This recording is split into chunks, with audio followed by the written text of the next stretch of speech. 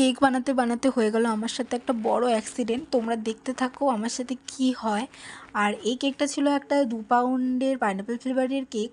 আর কেকটা আমাদের বাড়ির পাশেই একটা দেওর আছে, ওর বার্থডে ছিল, ওর 15 বছর হলো এইবার। তো ওর মা আমার কাছ থেকে এই কেকটা অর্ডার করেছিল। আর 15 বছরের ছেলের জন্মদিনে আমি কী কেক বানাবো আমার একদম মাথায় আসছিল না। আর সত্যি কথা বলতে ছেলে মানুষের আমি কী কেক বানাবো আমি কেমন যেন নার্ভাস হয়ে যাই। তো যাই হোক আমি এই ডিজাইনটা করেছি, হয়তো ওর ভালোই লেগেছে, আমার আর শোনা হয়নি ওর থেকে।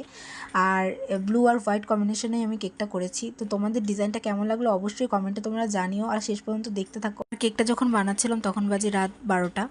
আর এই যে হয়ে গেল আমার সাথে একটা বড়সড় দুর্ঘটনা। এই যে আমার স্ট্যান্ড থেকে আমার মোবাইলটা পড়েই গেল।